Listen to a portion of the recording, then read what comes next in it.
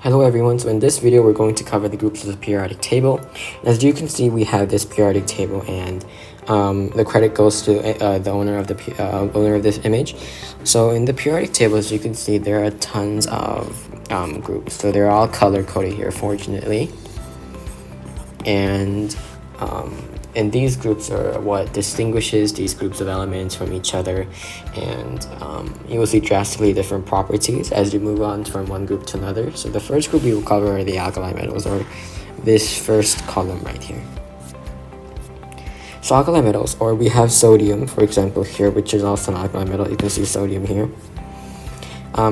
So the first property of alkali metals are that they're very reactive, and sometimes they're explosively reactive. Because, for example, in an atom of sodium,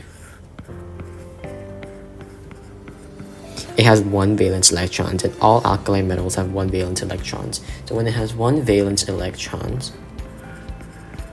it wants to get rid of that electron, so it'll be very reactive, right? So basically all alkali metals are reactive, and they also easily oxidize in air, and they form basic solutions in water. So for example, lithium plus H2O will give you plus H2. It's not balanced, but anyways, that'll be the reaction for alkali metals plus water. And in alkali metals, the reactivity increases as you go down. So basically saying that lithium will be less reactive, and something like cesium would be most reactive. Now, yeah, so that's the case for alkali metals, and that's because the atomic radii increases, which means the nucleus in the middle gets it is the furthest away from the valence electrons in cesium, for example. So there's less Coulomb force existing between the nucleus and the valence electron, which slightly makes it easier to remove that electron compared to lithium, where the positively charged nucleus slightly attracts the valence electron, so it's a little harder to remove. Right, so now let's move on to alkali earth metals, the one right here. And here we have magnesium, right? So alkali metals are still quite reactive. And similar to the alkali metals, reactivity increases.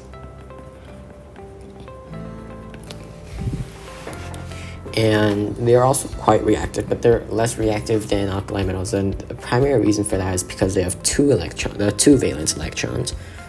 So if you draw an atom of magnesium here, it has two valence electrons, and if it has two valence electrons, it will also be quite reactive because you want to give away those two electrons, right? So moving on to the next one, post-transition metals, or poor metals, as we can say. So there are this blue group right here, and we picked gallium for it to be an example. So this one is basically, it has all the characteristics of metals.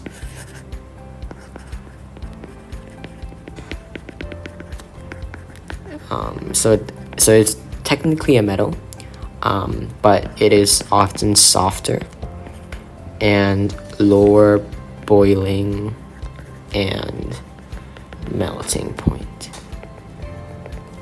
So stuff like gallium or aluminium. Gallium actually has a melting point of, if I'm not wrong, it's about 30 degrees, so it can actually melt on your hand. And aluminum also has a relatively low boiling point of like 660 degrees or something. So for poor metals or post-transition metals, they will have less melting or boiling points because of the weaker bonds in them. So let's move on to transitional metals, which is gold. So they basically have a sea of electrons.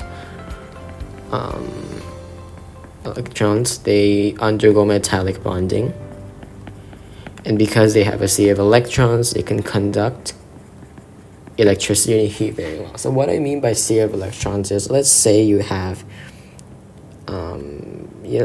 atoms of gold here, and the electrons are they're kind of like abandoned, not abandoned, but like they're free from the atom, so they're not hold tight to the atom. So these free electrons can basically make a metal a conductor, because electricity is when there's a flow of electrons, right? So if there is free electrons, that means you can conduct electricity well, hence it can be a conductor.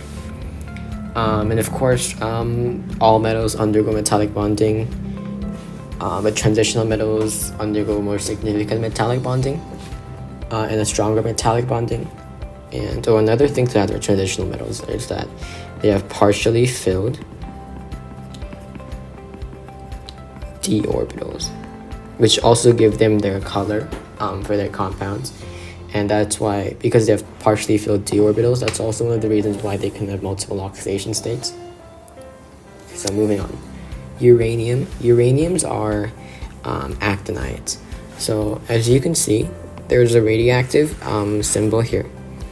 So basically, the actinide, or this long row on the bottom, the most bottom of the periodic table, these are all radioactive. And of course, uranium is radioactive, and plutonium is actually central elements in nuclear bombs, which use nuclear fission to create energy. So the primary properties of actinides are that they are radioactive. Now, some transitional metals are also radioactive, but for actinides, all of them are. And it also oxidizes easily in air,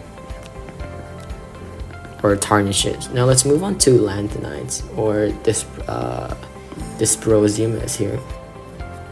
So dysprosium is basically on the row above, or lanthanides are on the row above in the above the actinides, and they get their name lanthanides because of this first element here, which is lanthanum. So it's just lanthanides from lanthanum, and it goes the same for actinides. It's actinium, so they basically just call this row actinides. So anyways, the properties of this lanthanides are actually quite similar. So they do oxidize in air as well, and they're often called rare earth metals, and they're actually quite soft. We won't go depth into these two because I don't think they would teach much about lanthanides and actinides in your local high school, or even in the SATs. So we'll skip that for now. Now let's go into the halogens. This is a bit more interesting. So halogens are also very reactive, and it's the only group that has all solid, liquid, and gas phases.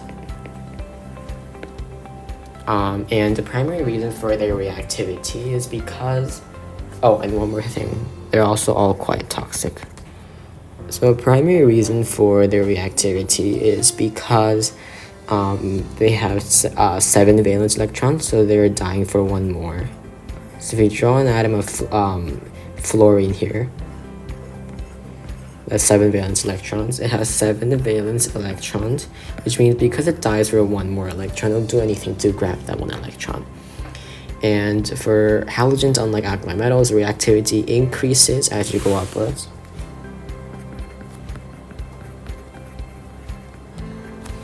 So we have bromine as an example, which is a liquid right here. This is a drop of bromine. It actually has similar colors to blood. Now, so we can basically say that fluorine is more reactive than bromine or iodine. And the reason for that is, remember, atomic radii decreases as you go down a group, and it increases as you go down a group, and it decreases as you go up the group, right? And for halogens, it'll be more reactive if the atomic radii is smaller, and that's because it wants one electron, right? And remember, electrons are negatively charged. So if that 7 valence electrons closer to the nucleus, and the nucleus is positively charged, of course, and that positive charge will slightly attract another electron more, because of course electrons are negatively charged, and nucleus is positively charged. So that positive charge will often want to add additional force to attract an electron, and that's why reactivity increases. And so as I stated before, in the halogens, we can see all solid, liquid, and gas phases.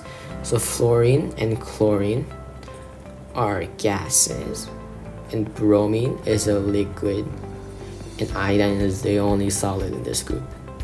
And why is that? That's because the London dispersion forces, or the van der Waals forces, increase as you go downwards, because as atomic radii increases, the van der Waals force increases. If there's more intermolecular force, that means it's more likely that the atoms will be held together. And of course, solid substances have their atoms held together strongly, or rather stronger compared to gases. So that's for halogens. And for noble gases, they are unreactive,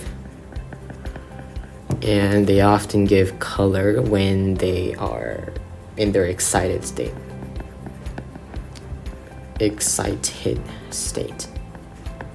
So we won't go much detail into this excited state stuff, because it's more about the energy levels in an atom. So it's basically an idea that as atom goes up, it requires energy, and or rather electrons, and as electrons come down, they emit energy.